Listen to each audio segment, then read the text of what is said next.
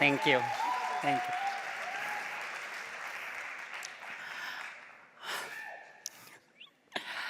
As we say in the Philippines, mabuhay. Mabuhay. And that's the formal and celebratory way of saying hello, welcome, long live. But beyond being an expression, it's actually a verb. It means to live. And today, mabuhay. I have been living for 38 years now. Yes, I'm nearing my 40s. And what's so peculiar about it is that you make sense of life, trying to put meaning in it happily and freely. So every day, I make a ritual as I rise and welcome a brand new day. I go in front of a mirror, and there, as I meet my gaze, I start undressing. I remove every fabric that covers me. My pajamas, my underwear, everything. And as I stand there, naked, bare, stripped, with nothing to hide, and just simply showing up, I begin to move every single part of my body. And then one by one, I name what I love about myself, what qualities I admire in my soul. I think I'm gorgeous. No, I believe I'm fabulous. But wait, TEDxIE, I am Miss Mela Habijan. And I am beautiful. Right?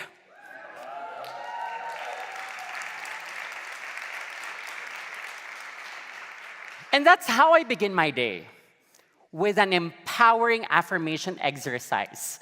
And truth be told, it has helped me. It brought within me the sense of liberation, invigoration, and healing. Especially that I am transgender woman. And while I see myself as a loving, beautiful being who intentionally tries to live her days with kindness, excellence, and gratitude, the world thinks differently. To the world, I am a threat to women. I am dangerous to children. I am mentally ill. I am delusional. I am unworthy of respect. I am undeserving of rights and spaces. And personally, it has been a pain point for me.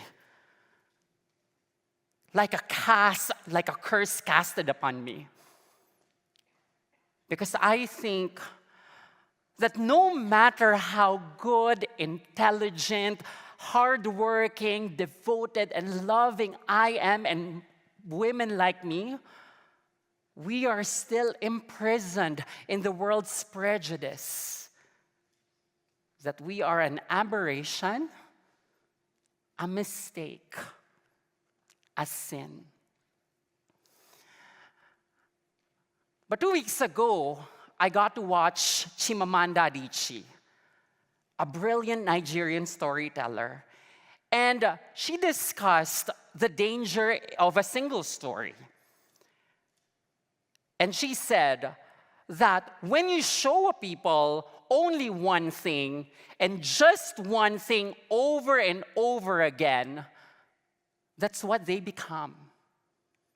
More so, the danger in a single story is actually guided by the principle of enkali, an Igbo word that can actually mean to be greater than another. And to Chimamanda, she explains that a single story with an enkali is actually a power play of who tells the narrative, of how the narrative is told, of how many times the narrative is told. And I wondered, maybe this is the way the world looks at me. It throws at me hatred and rejection because there has been a single story told about us trans and queer people. That there has been an enkali controlling the narrative of gender, limiting it to a boring binary. A man with a penis, a woman with a vagina. So today, I want to challenge it. Actually, I want to dismantle it. Because across the world, history tells us that people my kind have actually been here, respected and revered. And as I grew up in the Philippines thinking that maybe I'm wrong, or maybe there is something that I need to search within me, I looked into history. And that's where I discovered Professor Brenda Alegre. And she said that actually the early Filipinos were more matriarchal, inclusive, and celebratory of all people. More so, cisgender women and transgender women in the early Philippine society can actually hold spaces, leadership spaces, and they're called babaylans. And whichever region they are in, they can be called asogs, bayogs, and katalonans. What's spectacular about the babaylans? They heal. They connect with the divine. They protect people. And what's interesting, the babaylans are actually in the same position of power as the datu, the chieftain, the baganis, the warriors, and the pandays, the craftsmen.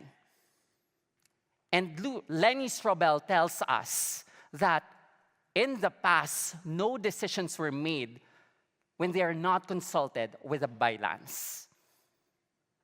Doing more research, I discovered Lakapati, a transgender Filipino goddess. And she has been considered the kindest and most understanding deity to whom Tagalogs prayed for food and fertility.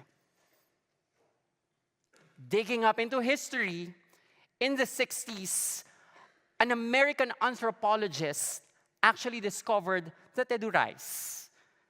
And the Tedurais are one indigenous group in my country that actually embraced trans people. And to them, the Mentefuales are real men and real women.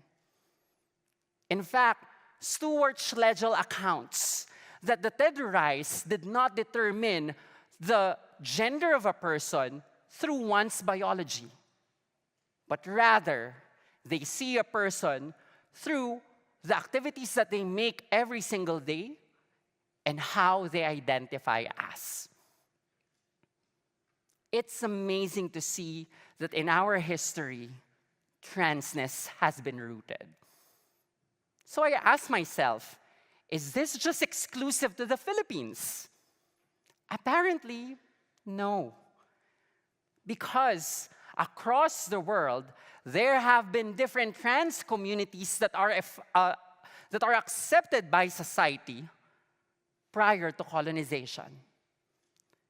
In Samoa, you have the Fa'afines, and they were celebrated as educators and protectors of children and the elders prior to the coming of the missionaries in the 1800s. In Hawaii, you have the Mahus, and they are regarded as healers, teachers, artists, and practitioners. In Mexico, you have the Mushes, and the Muses are considered as protectors of Zapotec culture. And in India, the Mahabharata honors Shikandi, a trans man warrior who was born to fulfill his vow towards justice. And I can stay all day here, all night here, telling you of all trans communities across the world, like the Two Spirits of America, the Mudoko-Dako of Uganda, the Kathoys of Thailand, the Bisus of Indonesia, and the Sistagals of Tiwi Island. Maybe you have one in your country. And this just proves one thing, that we have been here, we are here, and we will be here, playing a significant role in this wonderful society, in this beautiful world. So isn't it ironic that today's most vulnerable, most attacked, and most wounded people were once healers and spiritual leaders? But let me reclaim it. Isn't it powerful that the guardians of our spirituality, the leaders of our soul, the protectors of our culture, the bridge to the divine, were my trans and queer ancestors? And this, my friends, heals me. No wonder I wake up to each day proud, excited, and empowered. Because not only do I see myself in front of the mirror, I see my transcestors. I see how powerful they were in the past. And this gives me purpose. That from this day on, I will rewrite the narrative. I will retell their stories. I will redesign the blueprint of our society to be more inclusive, welcoming, loving, and accepting. Because trans and queer herstory will always tell us, we LGBTQIA+ people have always been epic. Period.